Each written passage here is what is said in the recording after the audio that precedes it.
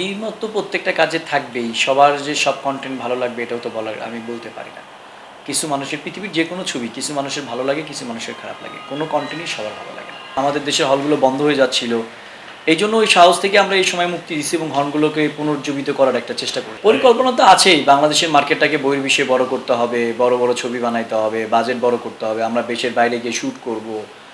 বাংলাদেশের মার্কেটটা বড় হবে। আমি স্বপ্ন দেখি বাংলাদেশের ছবির মার্কেট ৳১০০ কোটি হবে। আমরা ৳১০০ কোটি বাজেটে ছবি বানাবো।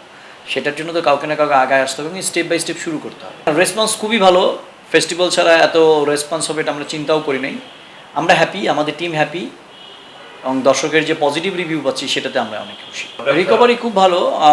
অলমোস্ট এই সপ্তাহে প্রায় ৳৬ কোটি মতো আমাদের গ্রস সেল আসছে।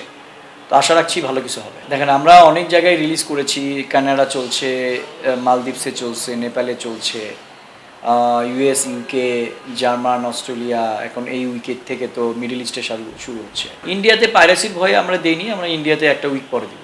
আমি 100% স্যাটিসফাইড এবং সাকসেস মনে করি। এই জন্য আমরা যে টার্গেট নিয়ে কাজটা করার চেষ্টা করেছি সে কাজটা করেছি।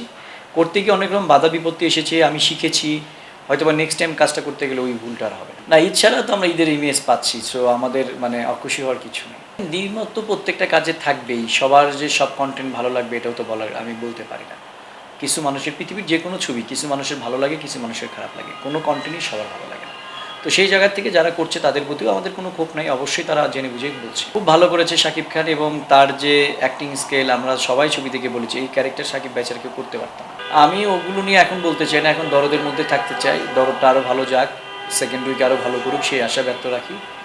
আর দরদের শেষের পরে আমরা জানাবো নেক্সট ছবির কী প্ল্যানিং আছে, আমরা নেক্সট জিনিসগুলো আপনাদেরকে কনফার্ম করবো। দরদ সিনেমা নিয়ে দর্শকদের একটা কথা বলবো যে এরকম একটা কঠিন সিচুয়েশনে আমরা এত বড় একটা ছবি রিলিজ করেছি যেটার ফিউচার এখন আপনাদের হাতে। আপনারা হলে গিয়ে ছবি দেখুন, বাংলা চলচ্চিত্রের পাশে দাঁড়ান। এই ছবিটার সাকসেসের উপর অনেক কিছু নির্ভর করছে। আপনাদেরকে অনুরোধ করবো ফ্যামিলি এবং পরিজন নিয়ে ছবি দেখতে যাবেন। ভালো থাকবেন সবাই।